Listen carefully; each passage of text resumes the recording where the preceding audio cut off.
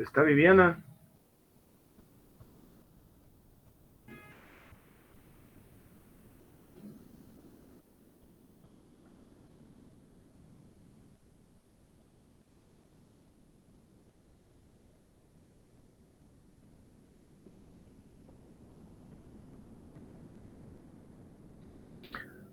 Tenemos tiempo para esperar a Viviana.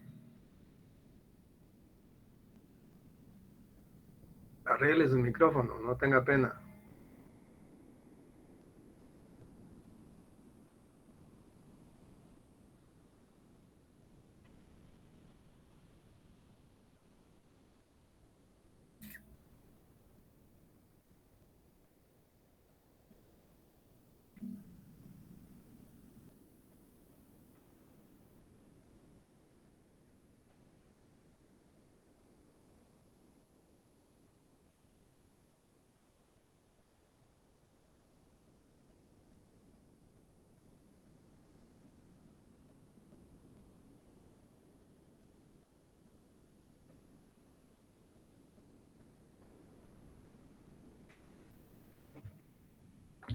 Solo déjenme que quiero llevar mi apuntito, porque si no después se me olvidan a mí las cosas. Tantas cosas que pasan. Hoy es 27, ¿verdad?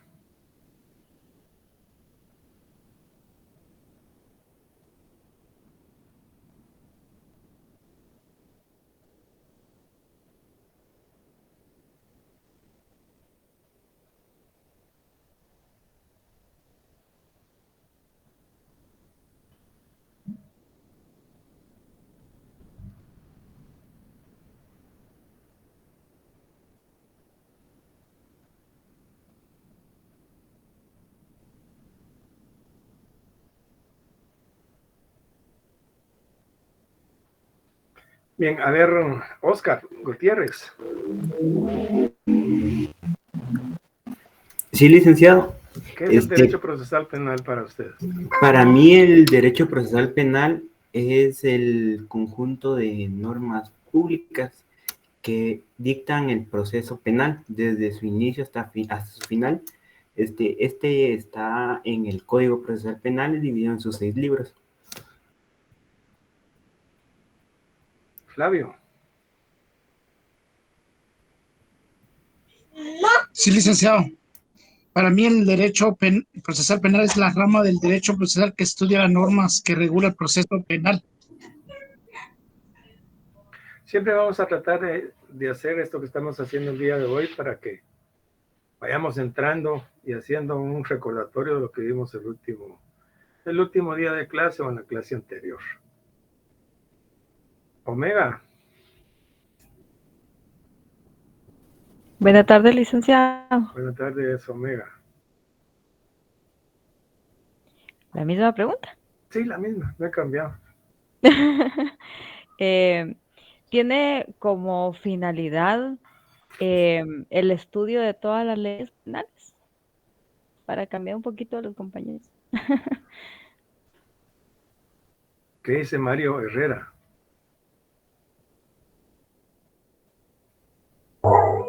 Buenas tardes, licenciado. Buenas tardes, Mario. Para mí, como bien lo dijo el compañero, es un conjunto de normas jurídicas que regulan el proceso penal.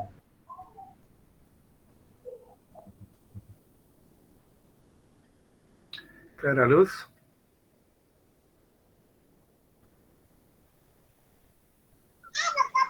Sí, licenciado, buenas tardes. Buenas tardes, Clara. Para mí el Código Procesal Penal es un conjunto de normas que regulan los procesos desde su inicio hasta el fin, licenciado. Y el Código Procesal, usted dice el Código Procesal Penal, pero yo no pregunté el Código Procesal Penal. Yo lo que pregunté qué es el proceso, el derecho procesal penal.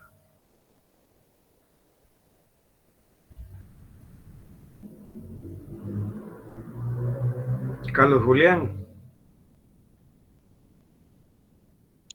Licenciado, buenas tardes.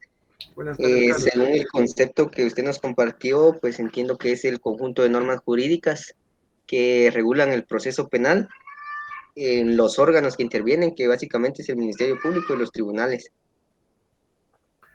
Ok, para eso decíamos básicamente que el derecho procesal penal es el conjunto de normas jurídicas que regulan el proceso penal y los órganos estatales que intervienen en el mismo. Yo trato de ser muy sencillo y seguir explicando, reiterando lo mismo para que vayamos, de tanto estar oyendo o diciendo, vayamos haciendo una retención de las cosas. Por supuesto que esto es lo que corresponde a mí, pero lo que corresponde a ustedes es darle seguimiento a esto, ¿sí? Darle seguimiento a esto para que así vayamos entrando un poco más y cada día un poco más hasta que entremos en calor, como dicen. Para eso decíamos que teníamos que estudiar, para entender un poquito lo que era el derecho o el derecho procesal penal, teníamos que hablar algo sobre las funciones del Estado. Hablábamos que el Estado tiene, entre otras, pues tiene dos funciones, la función penal y la función jurisdiccional. A través de la función penal hablábamos de lo que era la incriminación y hablábamos de lo que era el proceso. Astrid Vallecillos, ¿qué comprende o qué comprende la incriminación? O a través de la incriminación, ¿qué realiza el Estado?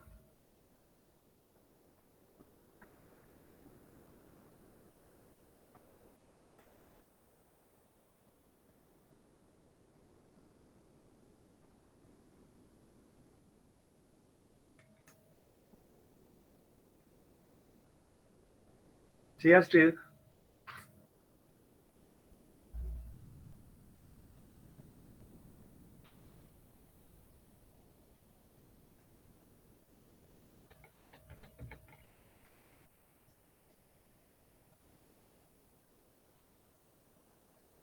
Hugo Alejandro.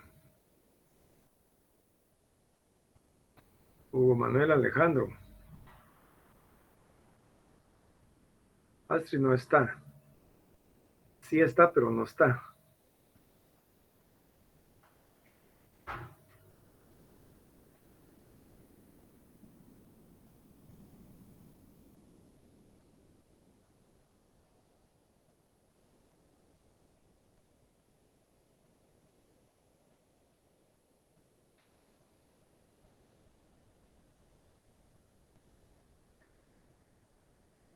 Hugo Manuel Alejandro tampoco.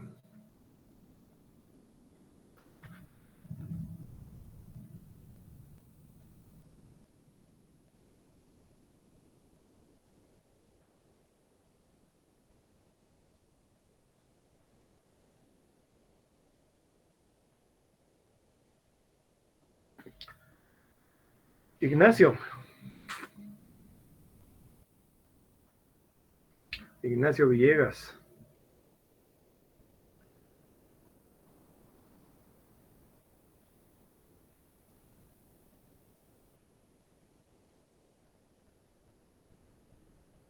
¿Sí, licenciado? Lo mismo, Ignacio. ¿Qué comprende la incriminación o a través de la incriminación que hace el Estado? La incriminación del Estado. No les sabría decir, licenciado. ¿Estuvo en la clase pasada? No estuve hasta ahorita. No estuvo. Voy a chequear la lista que me manda a mí el ¿cómo se llama? Ignacio Villegas, ¿verdad? Pero solo por la palabra sería la incriminar, es como acusar a alguien, Lick, que es como, no sé, como un poder del Ministerio Público que incrimina las pruebas. Sería lo que yo puedo entender.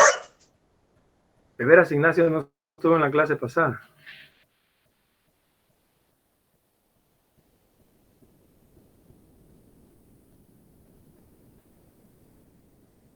Ignacio.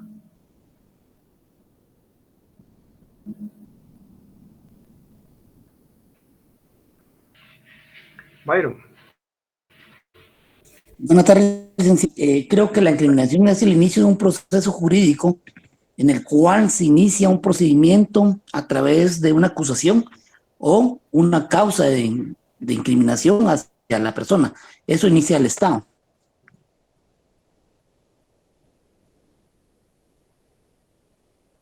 Ingrid y Johanna.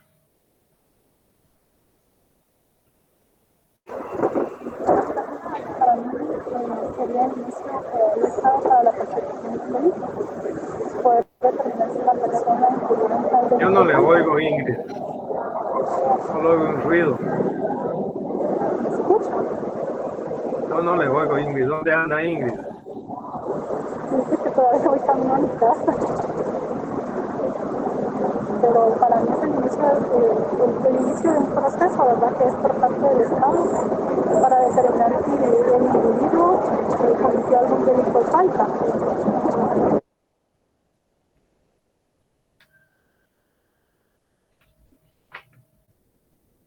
Jorge Morales.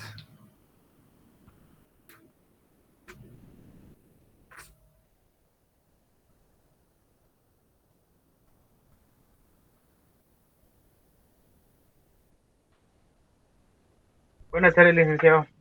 Buenas tardes, Jorge. Háblame de la incriminación. Ok, la incriminación para mí es cuando pues las entidades del Estado empieza un proceso hacia una persona, ¿verdad? O acusándolo de un delito, ¿verdad? Le voy a hacer la misma pregunta que le hice a Ignacio. ¿Usted vino a la clase pasada? Sí. ¿Sí? Sí, así es. Gracias, Jorge. José Manuel Marroquín.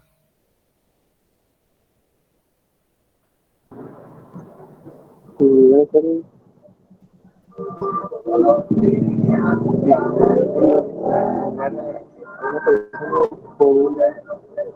Una acusación, una intimidación. No escuché nada. Sí, Carlos Julián. Licenciado, disculpe. Según lo que comentaba en la clase pasada, esta Estado determina el delito. Siga delitos, determina delitos, conductas que corresponden a las conductas delictivas. Es decir, que el Estado lo que hace a través de su función penal, que comprende lo que es la incriminación, dice esto es lo que no se puede hacer.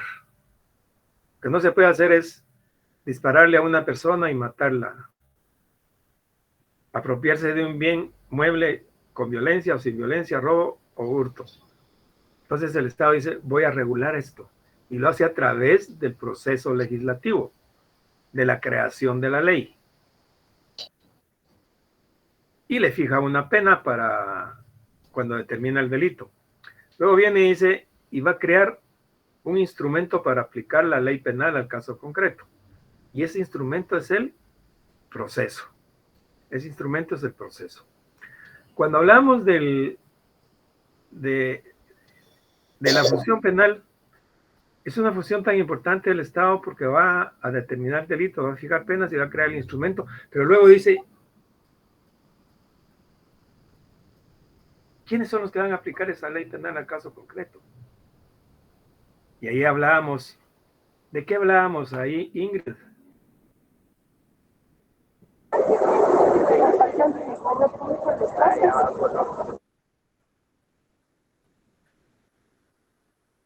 Sí, Jessica. Los tribunales de justicia, licenciado, eran lo que aplicaban la ley al caso concreto, todos los juzgados, los jueces y la Cámara Penal. Hablábamos de la jurisdicción o de la organización judicial penal, que comprende quienes tienen, porque decíamos de que al organismo judicial corresponde o tiene la potestad de juzgar y promover la ejecución del juzgado, y leíamos el artículo 203 de la Constitución Política de la República de Guatemala.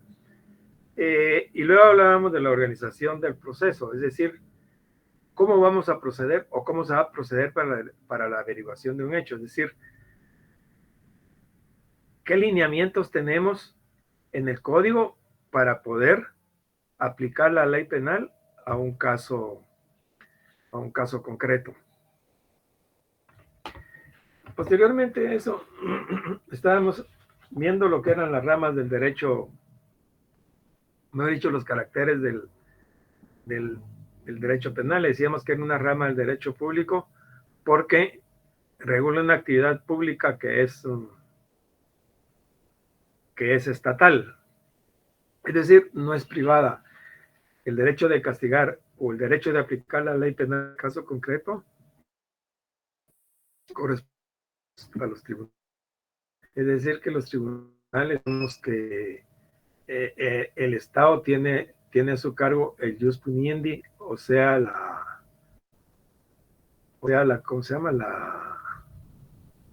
La potestad, el monopolio, mejor dicho, el monopolio del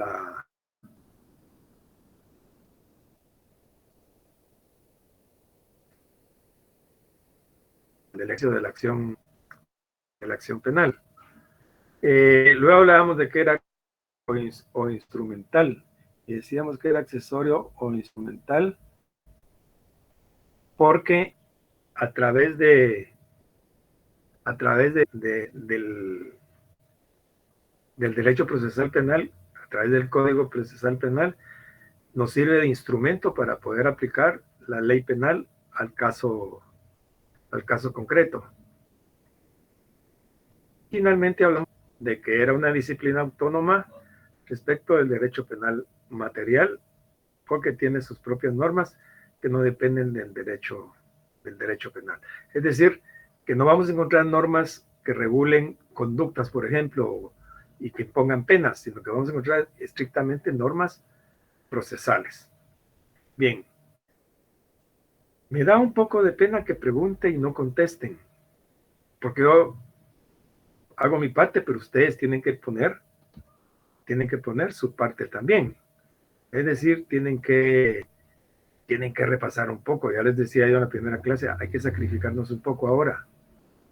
Después ya va a ser tarde. Hoy es el día, hoy, porque el tiempo pasa, no lo recuperamos. Bien, hablemos de las relaciones con otras disciplinas. Cuando hablamos de relaciones, también hablamos de diferencias que puedan existir con otras disciplinas o con otras ramas del derecho. Y vamos a hablar primero con respecto al derecho procesal civil. Con el derecho procesal civil, en cuanto al objeto, en el derecho procesal penal hay una relación de derecho público y en el derecho procesal civil hay una relación de derecho privado. Por ejemplo, cuando se transgrede la norma penal, es decir, cuando se violenta la norma penal, permítanme un segundo que alguien me está pidiendo aquí. Cuando se transgrede la norma penal, surge como consecuencia que hay que restablecer el orden jurídico que se ha violentado. Y eso es a través de la aplicación de la ley. ¿Mediante qué? Mediante un proceso, ¿sí? Mediante un proceso. Ahora bien, esta relación es de derecho público. La relación en el derecho procesal civil es una relación de derecho privado. Por ejemplo, el incumplimiento de un contrato. Cuando existe el incumplimiento de un contrato es porque se da entre particulares. Digamos un arrendamiento, un contrato de mutuo, un reconocimiento de deuda, qué sé yo, eso es entre pares. La controversia que tiene que es entre particulares, en cambio,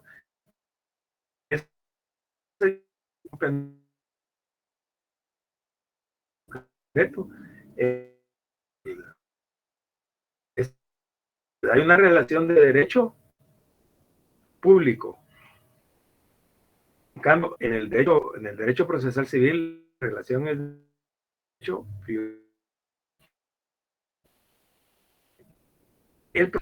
Cuando hablamos del proceso penal, no es imprescindible para la resolución del conflicto que en él se discute.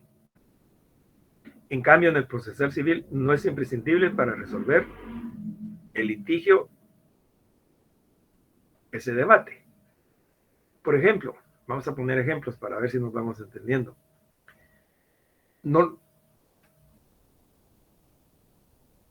en cualquiera de las formas de iniciarse el proceso, sea denuncia, prevención policial o querella, a través de estos mecanismos se introducen los primeros datos al proceso.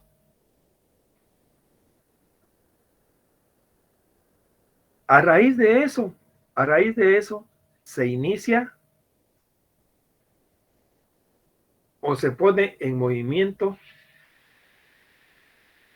el mecanismo por parte del Estado para aplicar la ley penal al caso concreto. Empieza toda esa maquinaria, empieza el investigar, etcétera, etcétera. Y de otra manera,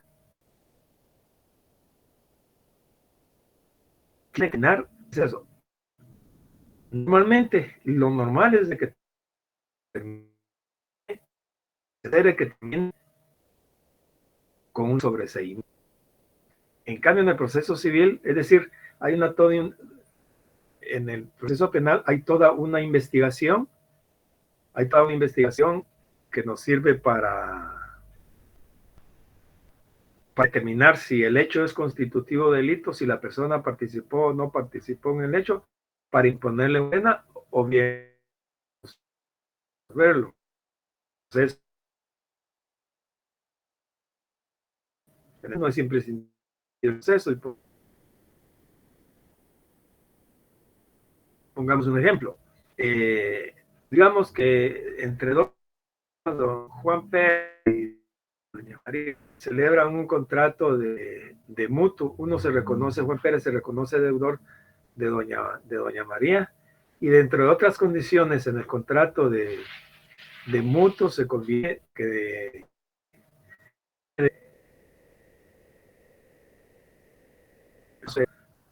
a ejecutar el contrato. En el momento en que se incumple, surge la controversia, ¿sí? Sí que en sí. Buenas tardes, licenciado. Disculpe una consulta. ¿Usted está compartiendo pantalla? No, no estoy compartiendo pantalla. Perfecto, gracias, licenciado. En el momento en que se incumple el contrato o se incumple con el pago de una de las cuotas, surge. Y dentro de otras de las condiciones del contrato dice, cuando se pacta en el momento del pago del acreedor a dar por vencido e iniciar la ejecución a efecto de que se le pague. Es posible que tenga una garantía real, como puede ser una hipoteca, puede tener una prenda, etcétera. Y le dice, mira, si no me pagas, te voy a ejecutar. Es decir, te voy a procesar, no lo vayan a tomar como quien dice, mira, te voy a matar. Entonces surge la controversia y como consecuencia de la controversia, el acreedor tiene el derecho de poder demandar. El acreedor tiene el derecho de poder demandar. ¿Sí? Cuando no demanda, posiblemente porque se llegó a un acuerdo, mira, no tengas pena, te voy a pagar. Estoy haciendo un negocio por ahí, es más, te voy a pagar lo que te debo y te voy a pagar el saldo de una vez. Es posible que ese sea el conflicto que se dé. Posiblemente ese sea el conflicto que se dé. Y se llegue a una transacción, se llega a un acuerdo. Entonces, no hubo necesidad de poder llegar al conflicto, o mejor dicho, resolver el conflicto en tribunales. O se puede dar de que realmente se inicie la ejecución, es decir, se inicia el proceso, y cuando se le esté requiriendo de pago judicialmente, la persona diga, mire, aquí está, le voy a consignar su plata, aquí está, le voy a cancelar. Posiblemente ese podría ser el caso. Hubo un proceso, pero no necesariamente se llegó a sentencia para poder resolver y así podemos ver una serie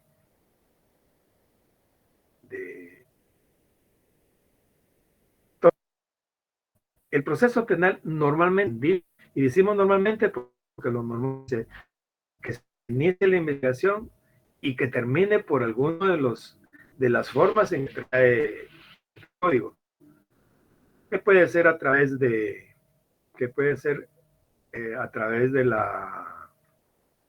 un sobreseimiento, o a través de una sentencia que obviamente tendrá que ser condenatoria, o bien en su caso podrá ser absolutoria. ¿Alguna pregunta de lo que vamos hablando? Usted hemos estado hablando en cuanto al objeto, que hay una relación de derecho penal pública, y en el procesal civil es una relación de derecho penal privado.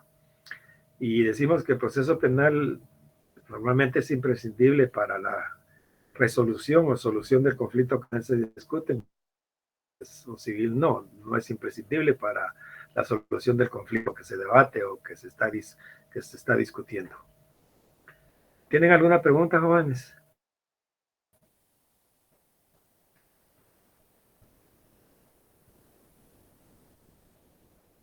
Bien. En lo penal, frecuentemente, el ejercicio de la acción penal es por un ente del Estado. En lo civil, no. ¿Cuál sería el ente de la acción penal? En la mía.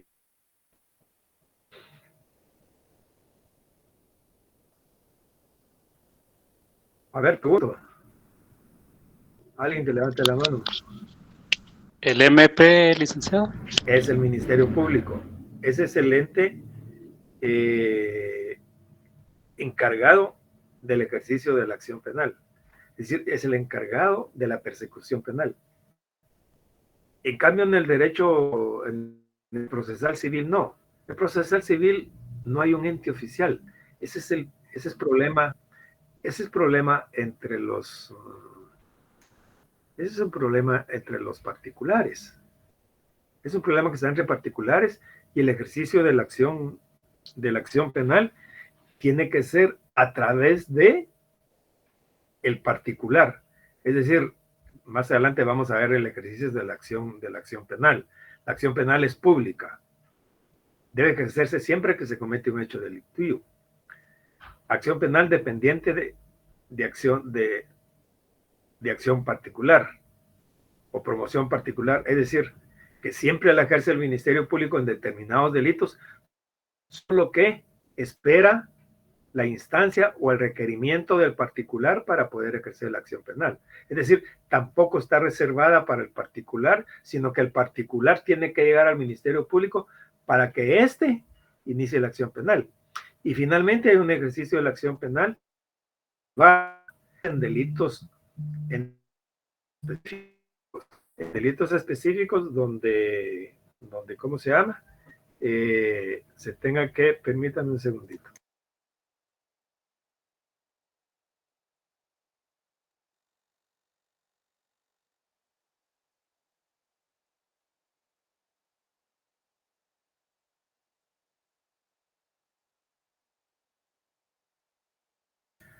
Les decía entonces que el ejercicio de la acción penal es por un ente del Estado. El Estado es el el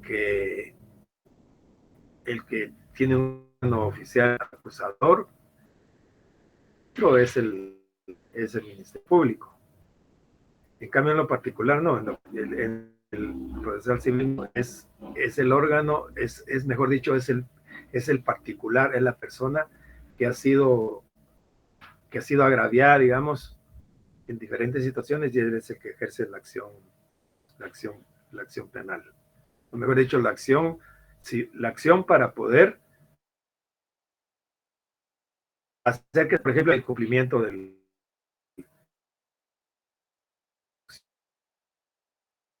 en la vía.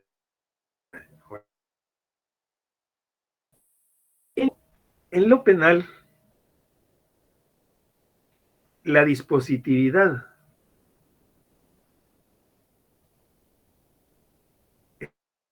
actualmente, el impulso procesal en la fase de investigación, básicamente, y en las demás etapas, yo diría casi todo, es a través del Ministerio Público. En los que la dispositividad es de las personas, es decir, es de las partes las encargadas de impulsar son las partes las encargadas de impulsar el proceso. Así las cosas, vamos a ejemplificar. Por ejemplo, se plantea una querella, nos constituimos en querellantes adhesivos. Al constituirnos en querellantes adhesivos, pues la función del querellante adhesivo es coadyuvar con la investigación que está realizando el Ministerio Público. El Ministerio Público va recabando prueba, va recabando la prueba, va haciendo toda una investigación. Y les voy a poner un ejemplo, que siempre con este ejemplo trabajo yo, para que nos vayamos adentrando en cómo podría ser hipotéticamente un caso. Yo siempre pongo de ejemplo, tal vez ustedes me ayudan a patentar este caso, ya, porque ya tiene como, ¿saben de cuántos miles de años de estarlo poniendo de ejemplo? Imaginémonos la 18 calle, Sexta Avenida de la Zona 1. Un chiclero en la esquina es extorsionado, y por las extorsiones, un día X, 2 de enero, pongamos, un 2 de enero a eso de las 18 horas, llegan 2 personas en una moto,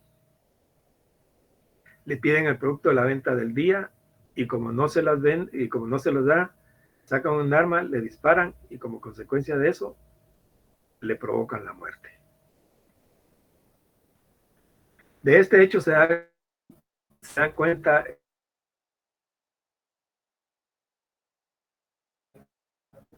otro lado hay un para vender, una viejita que se dan cuenta del hecho. Que se les queden estos elementos fácticos para irlo memorizando, no memorizando, sino que lo tengan ahí presentes para cuando ejemplifiquemos algo. A raíz de eso, estábamos hablando de la dispositividad.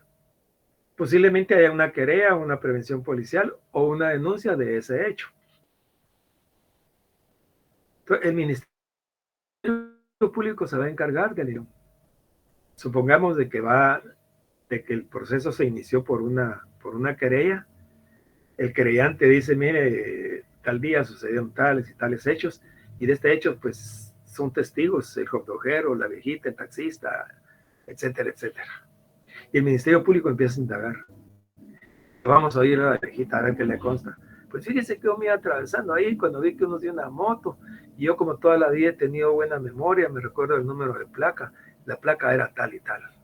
El Ministerio Público con eso pide informe a la sección de vehículos de la SAT, a ver a nombre de quién está ese vehículo.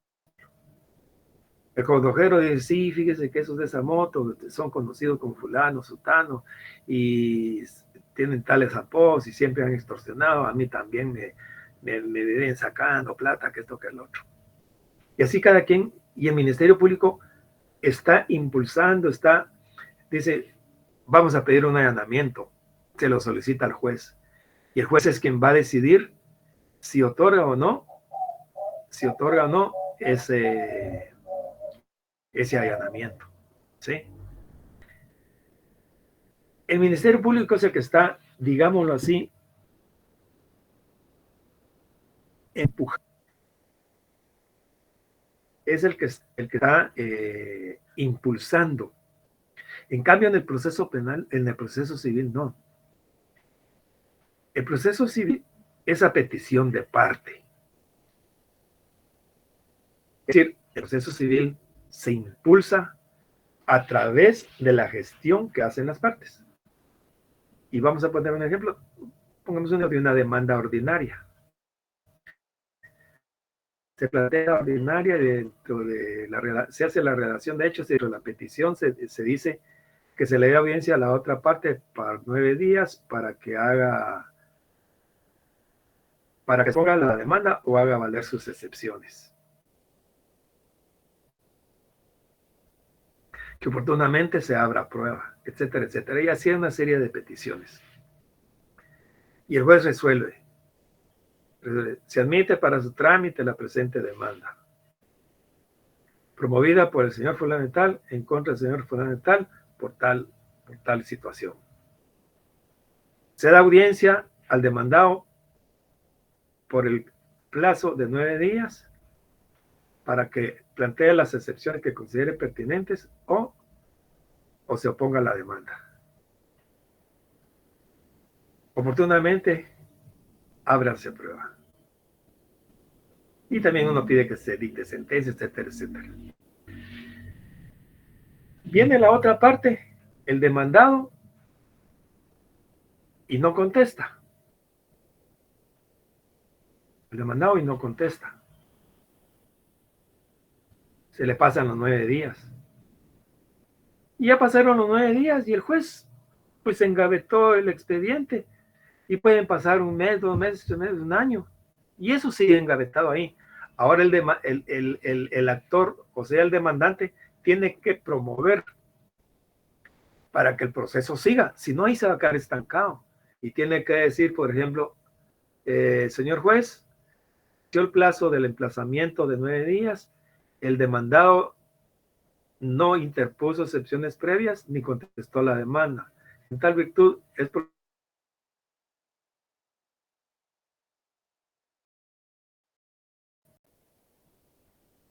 se siga el proceso.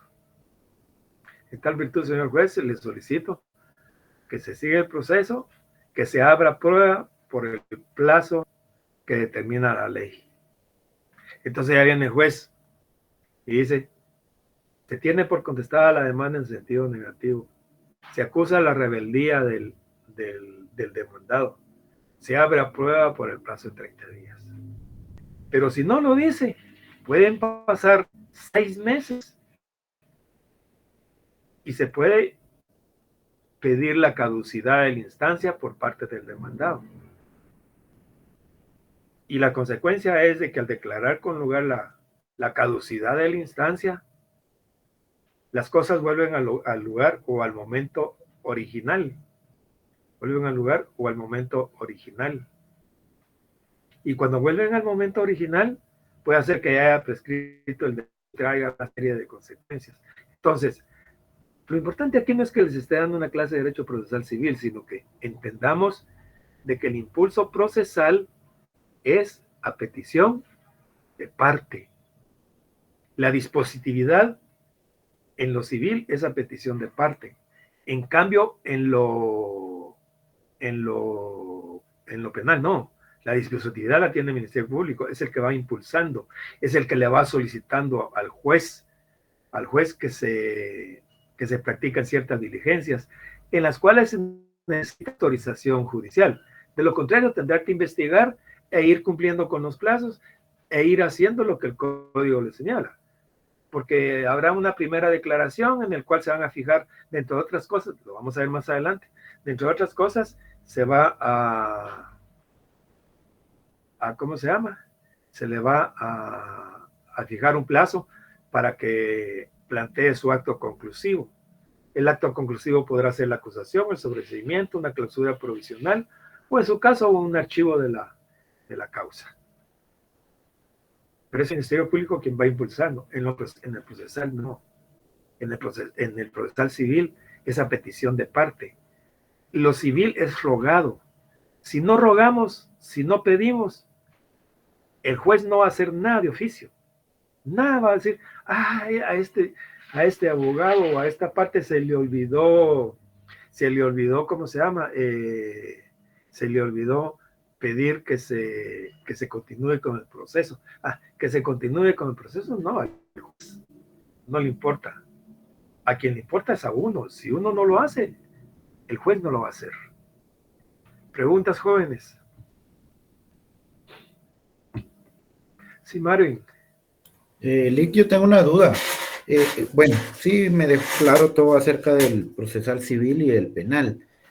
Por ejemplo, en el caso, un ejemplo, si una persona tiene un accidente y no llegan a un acuerdo, ya sabemos que eso es más que todo civil, pero ¿ponen la denuncia del Ministerio Público o tienen que iniciar el proceso ellos a través de un juzgado? No sé realmente cuál sea su duda, porque el hecho delictivo da origen a dos acciones. Una la penal y otra la civil. Una para el castigo, la penal, y otra para el resarcimiento de los daños y perjuicios que se causen por el delito. Nuestro código nos da la oportunidad de poder negociar, ¿sí? Es decir, de poder negociar. Yo puedo iniciar la acción penal porque no llego a un acuerdo. Dentro del proceso puedo llegar, si ejercí la acción penal, si ya se inició el proceso, puedo desistir. Pero el proceso va a seguir. El proceso va a seguir su curso y tendrá que terminar en alguna forma, ya sea por sobreseimiento o clausura o por sentencia. Pero en el caso que usted está planteando concretamente, si no llegamos a un acuerdo, esto tiene que llegar a tribunales, pues porque, es decir, si llegamos a un convenio antes de, porque ahora dan la oportunidad, o se da la oportunidad de que podamos ir de que podamos arreglarnos, de que podamos, inclusive hay mucha gente que tiene seguro, y que comprometamos a arreglar los daños y perjuicios, si no hay lesiones, por ejemplo. Si solo hay daños, si solo hay averías en los vehículos. Pero si no, tenemos que ir al proceso. El proceso penal, lo que quiero que entiendan y que quede claro es cuando ya empiece esa maquinaria a funcionar, cuando ya se inicia la investigación. De lo contrario, estamos fuera. No sé si le queda claro, Marvin. Sí, Lick, muy bien, gracias. Walter. Gracias, Lick. No, era solamente para tal vez reforzar un poco en relación a este tópico del que se está hablando. En el caso de un accidente, quien tiene primero la potestad de venir es la Policía Municipal de Tránsito, y ellos, en el momento del mismo, a las partes involucradas si quieren negociar. Y después de eso, entonces ya se dirá que no, en los documentos de las personas y luego ya se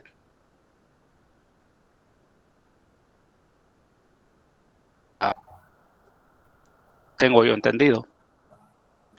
Sí, así es en la práctica. ¿Alguna pregunta? Licenciado,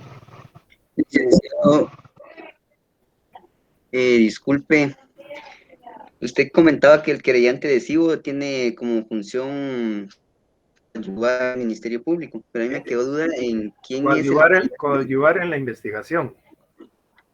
¿Y quién es el querellante adhesivo y cómo toma participación en el proceso? Lo vamos a ver más adelante, pero le adelanto, el querellante adhesivo es el ofendido. No puede ser cualquier persona porque no tenemos acción popular. Si usted es el ofendido, usted se puede constituir en querellante o solo puede denunciar. pero si no se puede constituir en querellante adhesivo, es decir, si adhiere al proceso. El querellante adhesivo es el que provoca la persecución penal o si adhiere a la ya iniciada por el Ministerio Público, porque puede iniciarse por cualquier otra forma y usted se puede adherir a la ¿cómo se llama? Es decir, no puede ser cualquier persona. Pero más adelante lo vamos a ver con más detalle. ¿Está claro, Carlos? Sí, licenciado, gracias. Blanca. Gracias, Lic. Quería preguntarle, por ejemplo, un caso de pensión alimenticia, podría ser un caso de derecho civil. Sí, esto no tiene que ver. Ok, pero cuando las personas han sido notificadas, por ejemplo, y hacen como quien dice caso omiso de estas notificaciones, ¿se convierte en un caso ya penal? No. ¿No? No. Se convierte. La vamos a sacar de dudas por si es su caso o para que aconseje usted por ahí. Mire, lo que pasa es de que en un juicio oral de alimentos se fijan alimentos, se fija una pensión alimenticia, ¿sí? Hay una obligación por parte del obligado, del alimentista, a pagar una pensión mensualmente, ¿sí? Si él se retrasa y no paga, se sigue un juicio que se llama de pago de pensiones alimenticias a través de un juicio ejecutivo. Se le ejecuta. Es decir, ya debe 4, 5, 6 meses y no paga. Entonces, se le requiere a través de un juicio ejecutivo el pago de las pensiones alimenticias. Y se llega y se le dice, mire, usted paga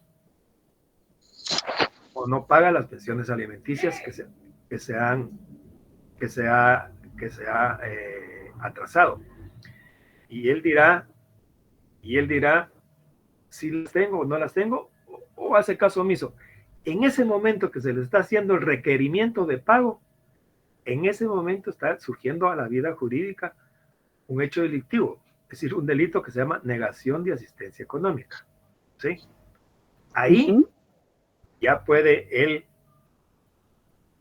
se puede certificar lo conducente a un tribunal de lo penal para que investigue, o al ministerio, no, yo creo que este es de acción privada, para que se investigue y se le castigue, posiblemente se vaya preso, etcétera, etcétera. Pero hasta ese momento. Antes tiene el derecho de defenderse o de pagar inclusive las pensiones que tiene atrasadas. Antes del requerimiento no hay absolutamente nada. ¿Ya? Ya. No sé si le queda claro. Sí, muchas gracias. Con gusto. ¿Alguna otra pregunta? Noé creo que había levantado la mano. Sí, licenciado, buenas tardes. Buenas tardes, Noé. Fíjese que a mí me quedó la inquietud del compañero que habló de la Policía Municipal de Tránsito, pero la Policía Municipal de Tránsito no es auxiliar de la justicia. ¿O no? La Policía Nacional Civil sí puede hacer los procedimientos que él dijo, pero lo que hace la policía de tránsito, perdón, de Metra, de Metra, la Policía Municipal, es que se comete un hecho delictivo y si no, pues ellos mandan la denuncia y se acabó el asunto porque no hay ningún acuerdo. Así es como se da en la práctica, pero no es que va a intervenir, ellos serán testigos del hecho en determinado momento. Sí, Jeremías. Buenas noches, licenciado. Reforzando lo que dice Noé, sí, tiene razón. Lo que con relación a Metra, lo que hace cuando no se llega a un convenio, prácticamente lo que hacen es llamar a la PNC para que intervengan. No es la PMT que tiene la potestad, sino que tiene que hacerle ver a la Policía Nacional Civil para que ellos procedan y ya tomen el caso ya en el Ministerio Público. Para que ellos ya puedan tramitar. Si ellos no llegan o ya estando la policía llegan a un convenio, pues ahí queda. Y si no, ellos lo que hacen es decirle a cada ciudadano que le van a pasar una denuncia y que en el juzgado pueda resolver su caso, para que si ninguno llega a ningún convenio. Entonces, esa es la realidad en el campo real, de que cada quien tiene que presentarse al juzgado. La mayoría sabe que al ir al juzgado se va a perder tiempo, porque ya tienen que hacer el caso de que el juez tenga que pedir, como le dijera yo, ir a rectificar el lugar donde fue, quién tuvo la culpa y todo. Entonces, y eso es lo que a la mayoría no le gusta, ¿va? Claro. Eso es lo que cuando no está de acuerdo alguien que no quiere que el seguro intervenga, ¿va? Porque como en los casos de seguro, recuerde que siempre tienen aquella artimaña de que si usted no está asegurado y lo hacen pagar, que tiene que pagar un diferido, cuanto que el otro está pagando el seguro, pero ellos tienen esa artimaña de cobrarle al seguro, o sea, de cobrarle al afectado. Y cuando no se llega así, mejor se consignan los vehículos. Claro. Porque sí, ese es el caso real. Sí, María. Solo rectificando lo que estaba diciendo Manuel, yo trabajo como corredor de seguros y no es así. Realmente lo que se hace básicamente es cuando una persona no posee seguro y es la persona que dañó directamente el vehículo, se le hace firmar una carta de compromiso de pago para que pueda hacerse responsable directamente de los daños. Y siempre se hace sabiendas directamente en cualquier póliza de vehículo que por cada evento directamente, ya sea culpa o no del asegurado, siempre tiene que cubrir un deducible por evento. Sí, lo que le piden no es que se le obligue, porque si no quiere firmar, no firma. Yo le aconsejaría a mi cliente, miren, no firme. Y que me demanden, pues. Pero no es que esté obligado a firmar el otro, sino que ahí sí que el seguro dice, mire, firme, porque si no se el bote. Y el otro se quedará ahí pensando, hijo del H, si mejor me comprometo. Pero son cuestiones ya de la argucia y de la habilidad que cada quien tenga en la práctica.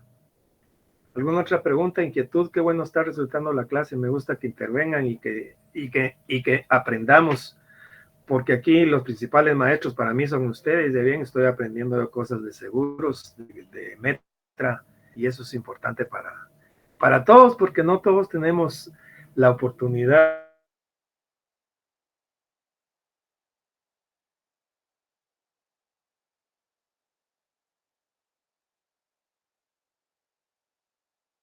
mías.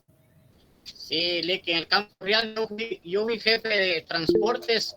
En una oportunidad, un elemento nuestro, un carro se le metió a un bus y el seguro ya se había puesto de acuerdo, ambos del seguro, ¿va?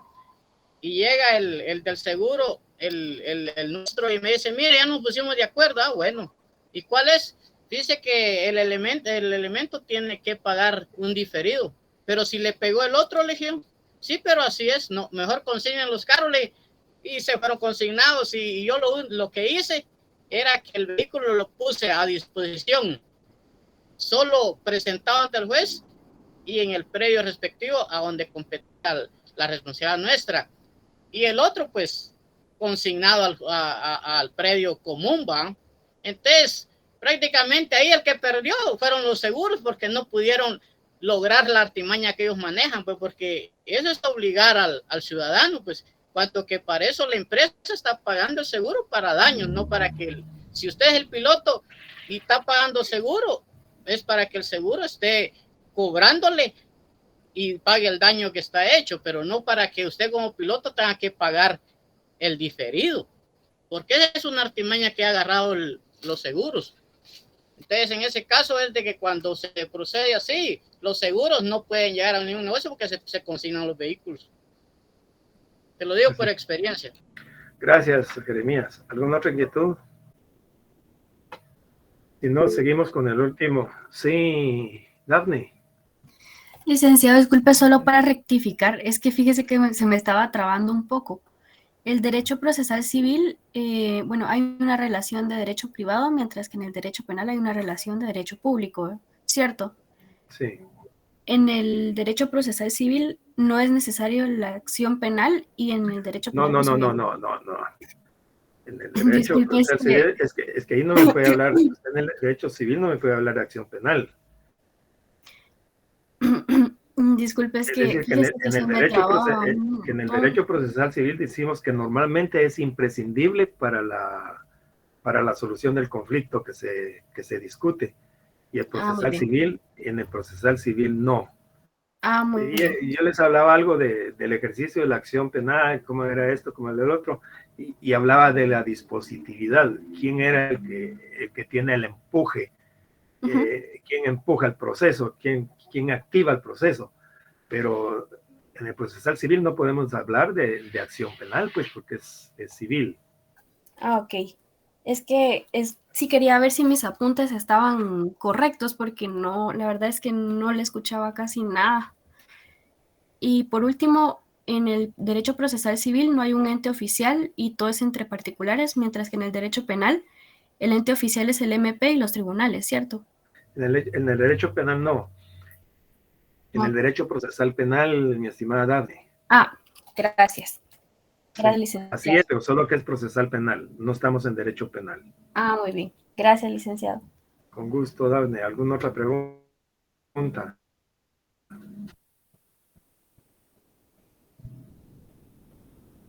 Bien. Finalmente, hablamos de que en el proceso penal contemporáneo juega un papel importante las condiciones antropológicas, psicológicas, sociológicas, étnicas del procesado. ¿Por qué? Porque lo que se trata es individualizar al procesado. Es decir, si hay una persona que no habla español, por ejemplo, sino que habla una lengua materna, se le tiene que poner un traductor. Hay que estudiar, hay que hacerle un estudio socioeconómico a la persona para ver de quién se trata. Es decir, estamos juzgando a un ser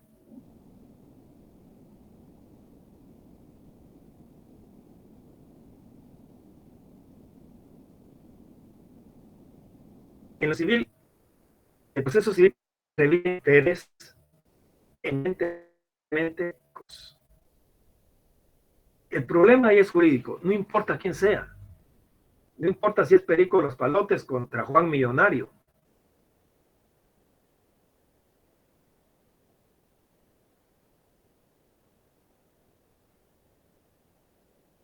No hay un incumplimiento de un contrato de mutuo. Corrió los cercos, corrió los linderos, hay una usurpación de un terreno, etcétera. Entonces, el conflicto o la relación que tiene que dilucidarse es eminentemente jurídica. Por eso no importan las personas. En cambio, el derecho penal sí le da importancia a las personas. Y por eso es que en el derecho procesal penal contemporáneo juega un papel muy importante las condiciones antropológicas, psicológicas. Cómo esa persona, cómo vive, con quién vive, trabaja, no trabaja, a qué se dedica, etcétera, etcétera. Sociológicas, cuál es su grupo social, cómo se desenvuelve.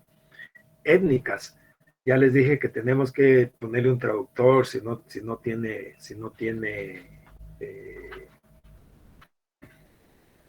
no habla español, por ejemplo. No sé si tienen alguna dudita con esto último. Ahora hablemos entonces de la diferencia con el derecho penal. Estábamos hablando con el derecho procesal civil. Ahora hablemos con el derecho penal. En el derecho penal sustantivo, ¿qué es lo que se hace? El Estado ya dije que tiene el monopolio del ejercicio de la acción penal, el derecho de castigar, o sea, el ius puniendi. En el derecho penal se fijan los delitos o se determinan los delitos y se fijan penas. En cambio, el derecho procesal penal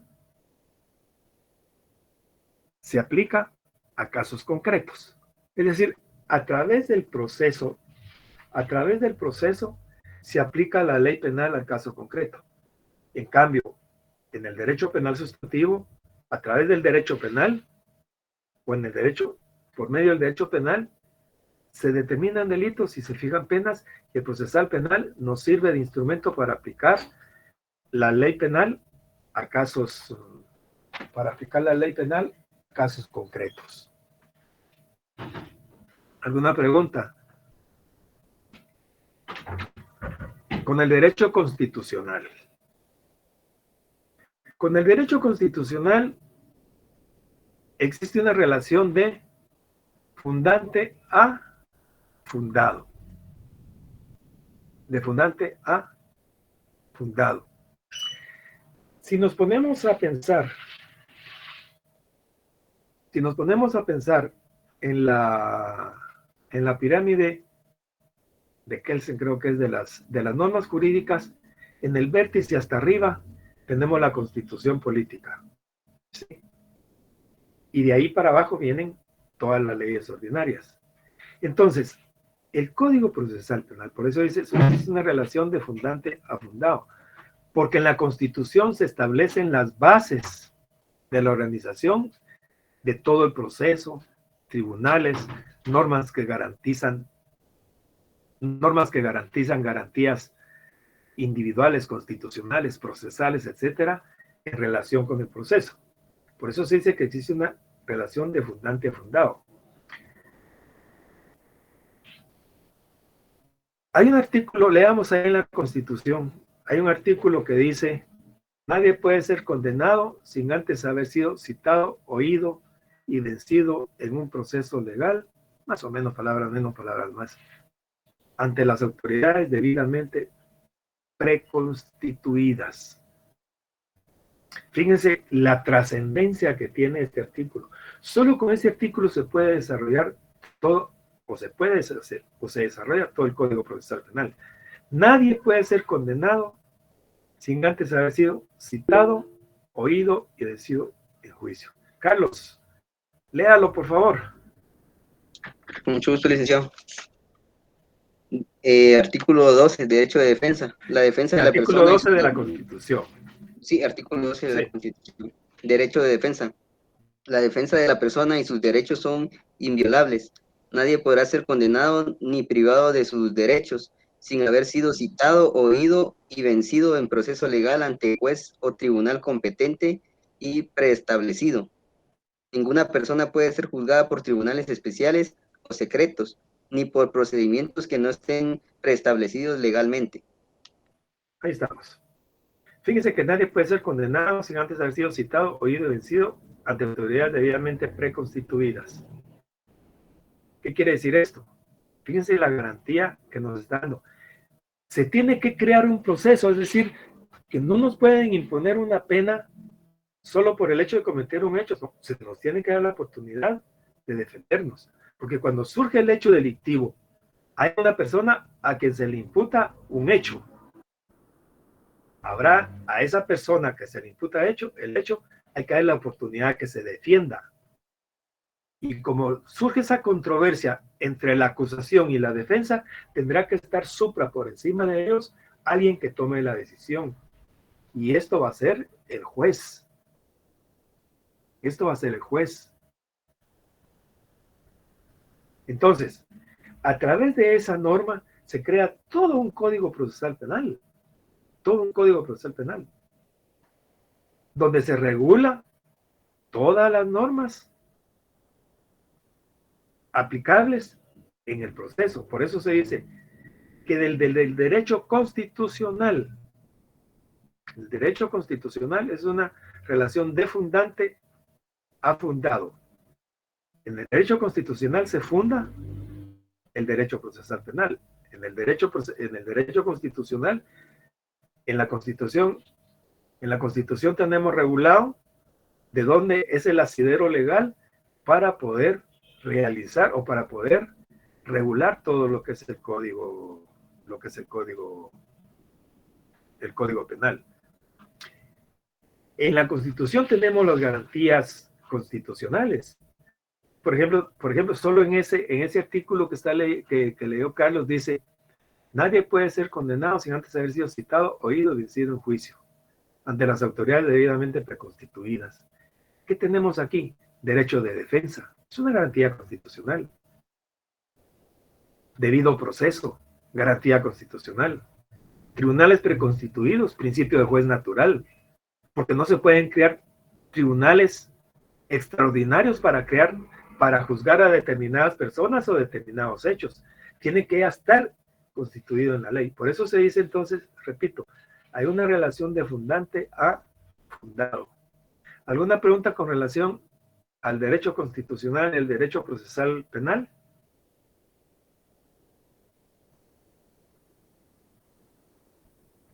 ¿Alguna pregunta, jóvenes? Y finalmente con el derecho administrativo. Cuando hablamos de la relación con el derecho administrativo, hay relaciones o enlaces porque en los dos existen preceptos orgánicos. Es decir, cuando hablo de preceptos orgánicos, me refiero a preceptos de organización. Organización. El derecho procesal penal toma la organización que tiene el derecho administrativo de los entes públicos. Por ejemplo, si vemos el organigrama del Estado, tenemos organismo ejecutivo, presidencia, ministerios, presidencia, vicepresidencia, ministerios, viceministerios, oficial mayor, qué sé yo, para abajo.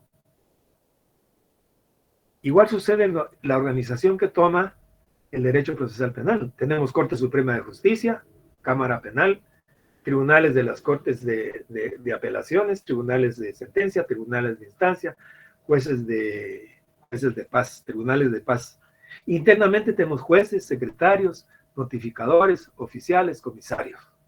Es decir, es la organización, es el organigrama, cómo están organizados los entes públicos.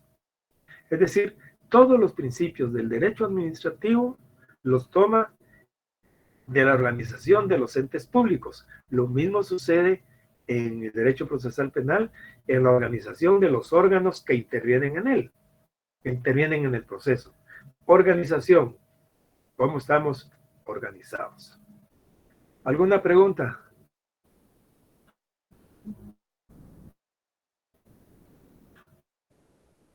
¿Cuáles son los fines del proceso?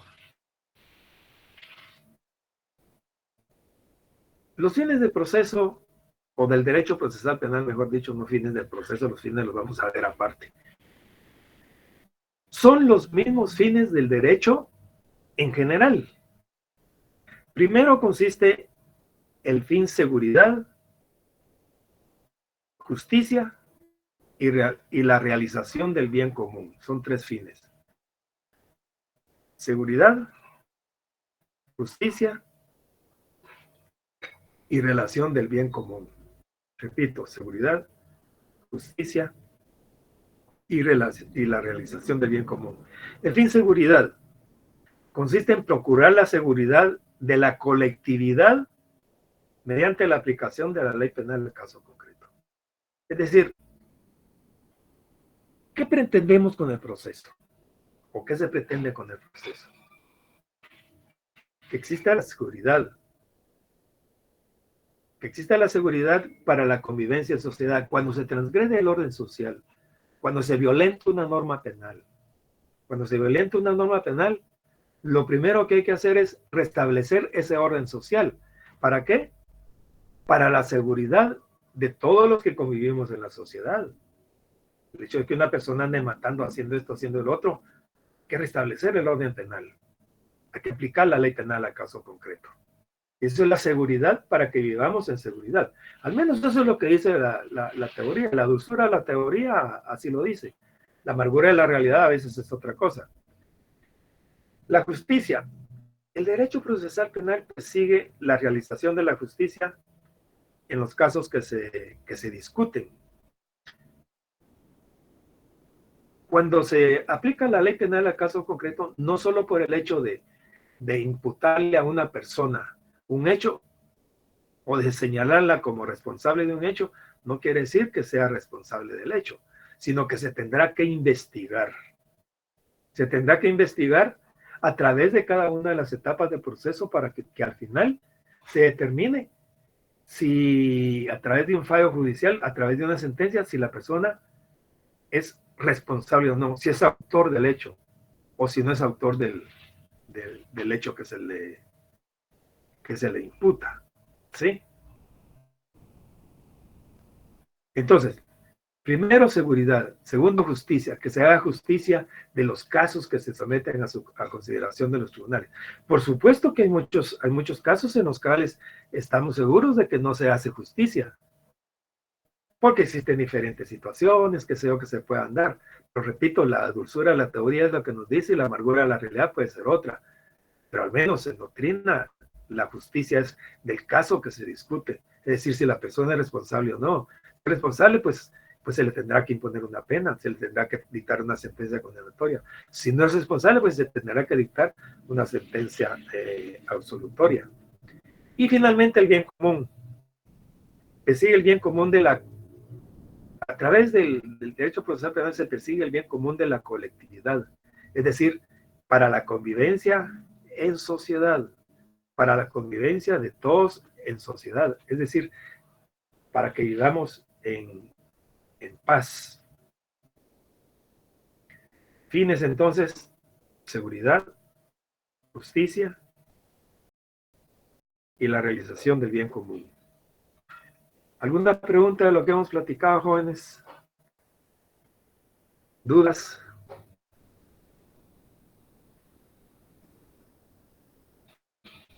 Sí, Clara Luz.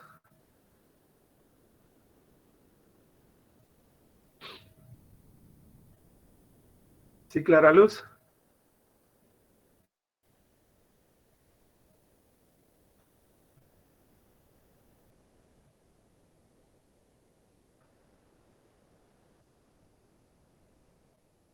¿Alguien más?